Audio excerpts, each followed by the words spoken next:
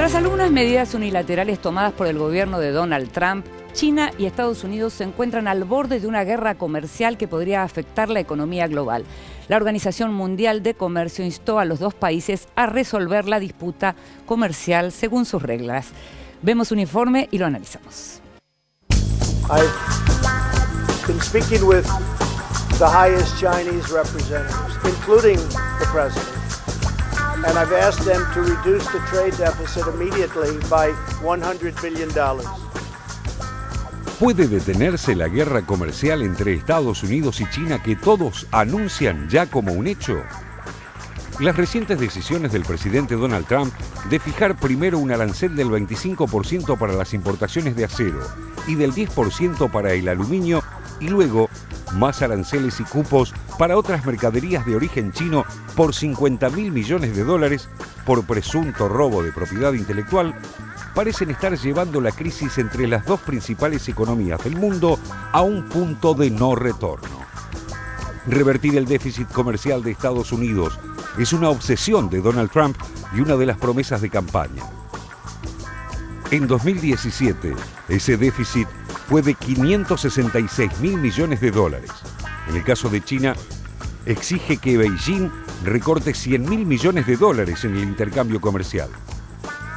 Algunas de las causas del déficit comercial estadounidense se deben a la propia dinámica de su economía, en la que crece la importación de bienes de consumo y la exportación de servicios como consecuencia directa de la fortaleza del dólar, lo que abarata las importaciones y encarece las exportaciones.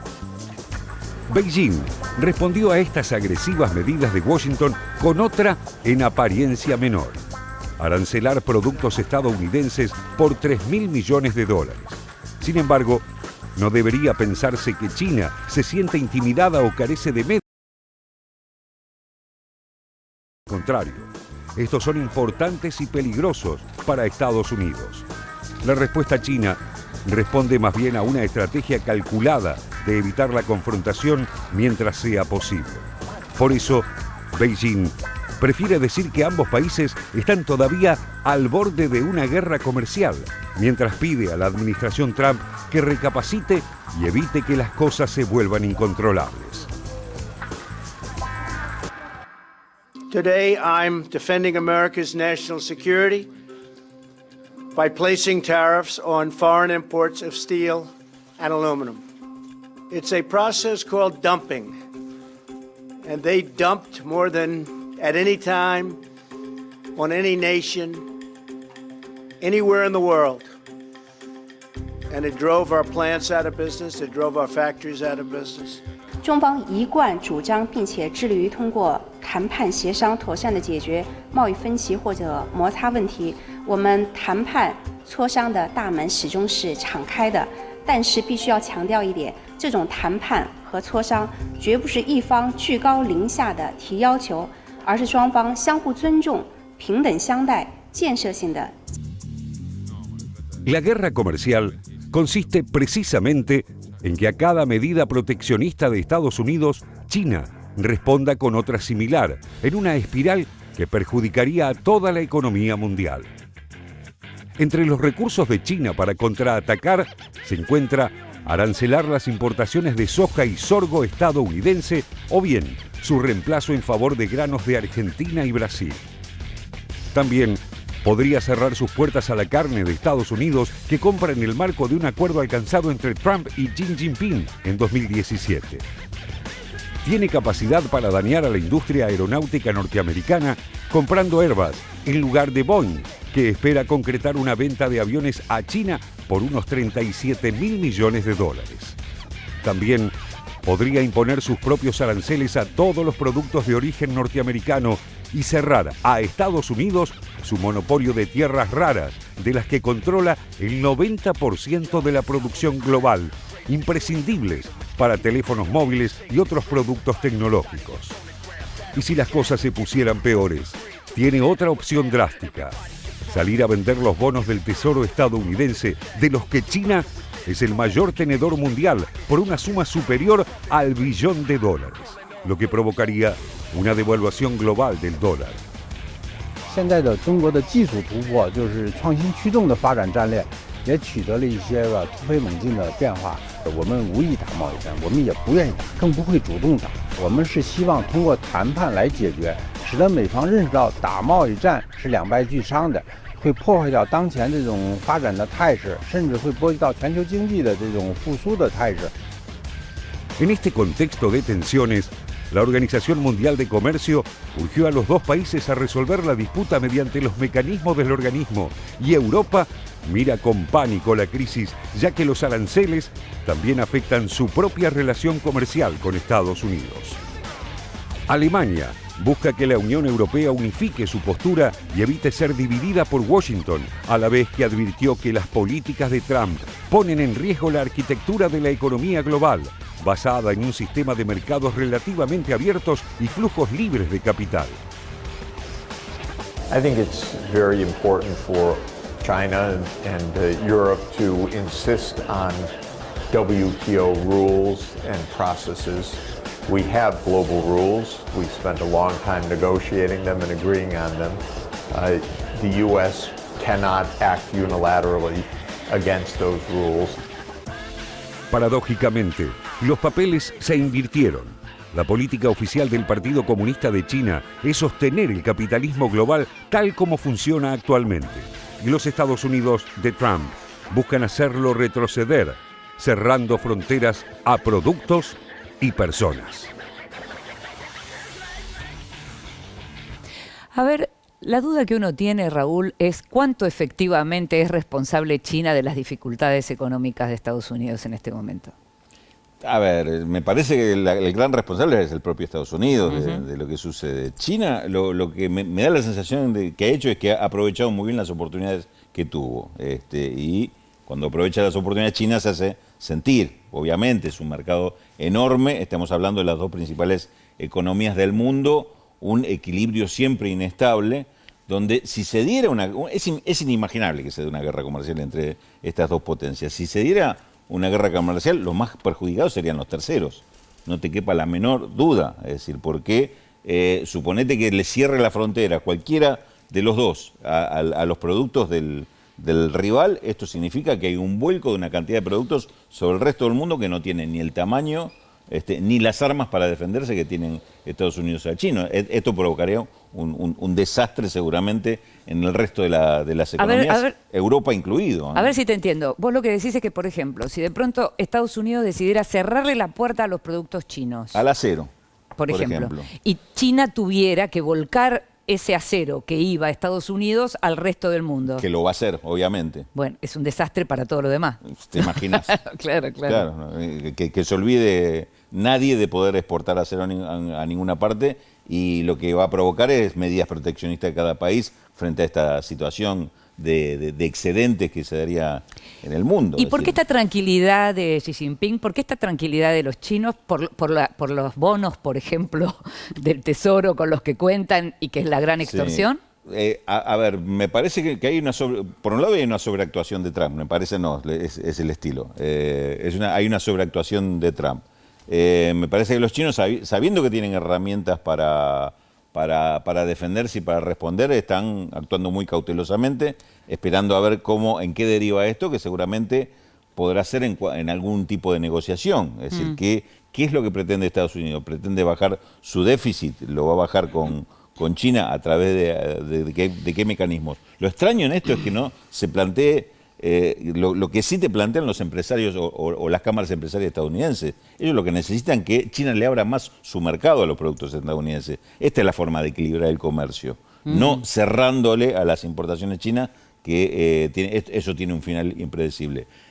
¿Sería posible eso, plantear el tema de abrir el comercio hacia China? Sí, es posible, porque justamente lo que tiene China son muchas restricciones, reglamentaciones, normas que deben cumplir los productos o las empresas para poder entrar a ese mercado. Bueno, lo que sería lógico, y esto es lo que plantean por lo menos los empresarios estadounidenses, es discutir esas normas, a ver cómo se facilitan las formas de ingreso de más productos estadounidenses a China, y bueno, buscar equilibrar por ese lado y no por el lado de cerrar, lo cual provocaría, como te digo, es decir, si una una serie de consecuencias en cadenas Vos sabés que impredecibles, ¿no? estando acá yo aprendo a leer los ojos de ustedes, de mis compañeros, y los de Natalia levantan la mano, por ejemplo, en este momento. Sí, porque no, es verdad lo que dice Rulo, donde el proteccionismo está visto también como, no necesariamente como aquel que enriquece a un país y genera una baja del déficit.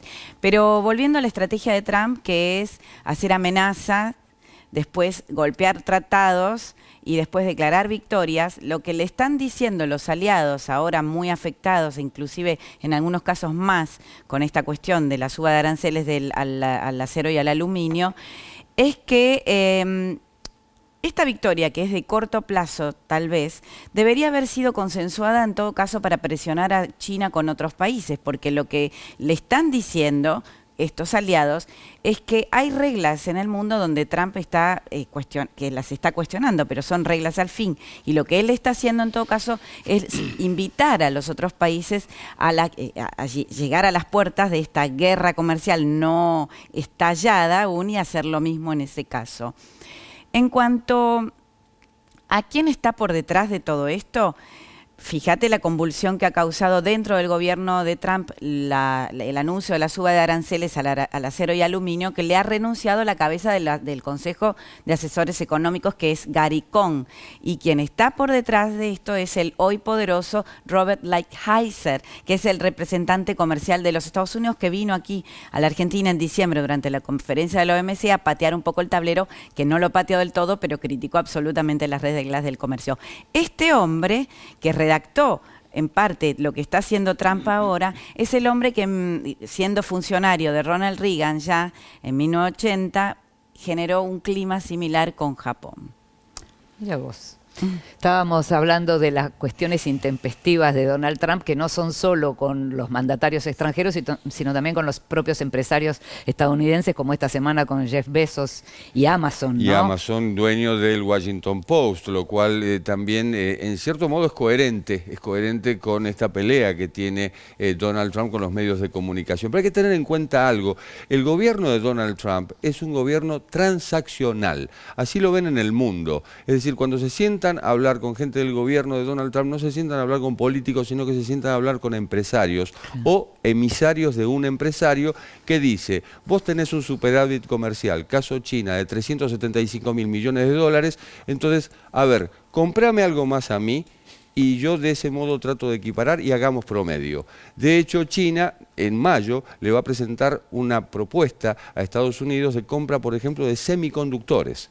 ¿Y esto para qué? Para bajar la tensión sobre el acero y el aluminio y de ese modo equilibrar los tantos. Pero hay otro dato, es el dato regional. El primer viaje en 6 años de Kim Jong-un al exterior, en este caso a China, y va el brillante camarada, como lo llaman en Corea del Norte, va a ver a un presidente chino reforzado, es decir, a alguien que hoy tiene mandato con continuidad, digamos, de por vida. Casi te sale eterno. Eterno, sí, me podría salir eterno. Brillante camarada, presidente eterno. Bueno, más o menos es eso.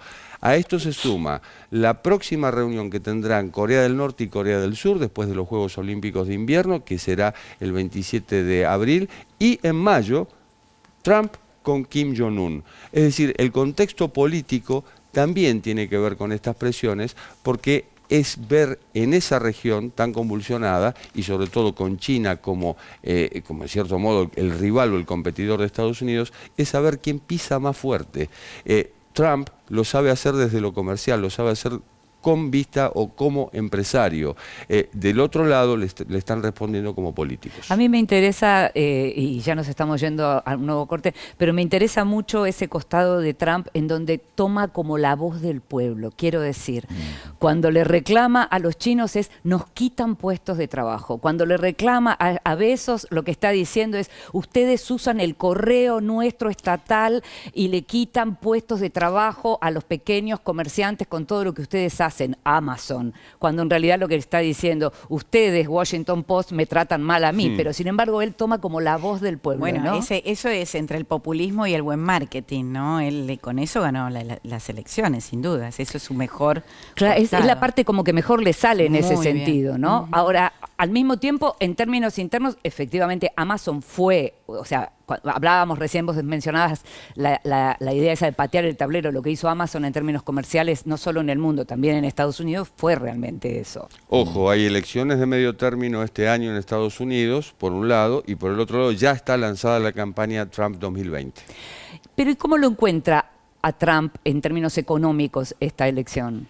En términos económicos está complicada la situación. Por eso inclusive en este juego de expresiones de Trump, de tomar un poco la voz del pueblo, hay otra expresión que en estos días preocupa mucho a los empresarios según la lectura que le dan. Es esto de que dicen los funcionarios, estamos hartos de las conversaciones interminables con China, que es lo que le acusan de haber hecho al gobierno de Obama, al gobierno de Bush. Dice, se sentaban a negociar y no terminaban nunca la negociación, y los chinos son excelentes para eso, para dilatar conversaciones y no resolver nada. Por eso, en este caso, directamente lanzaron la amenaza y las medidas fuertes.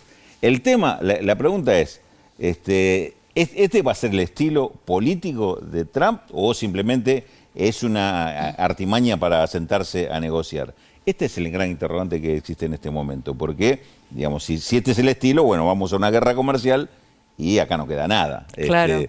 Pero si este es un intento para buscar una negociación distinta y que los chinos se sienten a conversar en serio, es el temor que existe de que si el gobierno de Trump tiene las armas o las medidas o la muñeca para llegar a esta negociación, ¿no? Que es un poco hoy el interrogante que está planteado en torno a esta. Ahora, qué interesante también en términos filosóficos, ¿no? Porque Estados Unidos no tiene más paciencia, pero si los chinos saben de algo, es de paciencia, ¿no? Claro. Nos vamos a un nuevo corte y ya volvemos.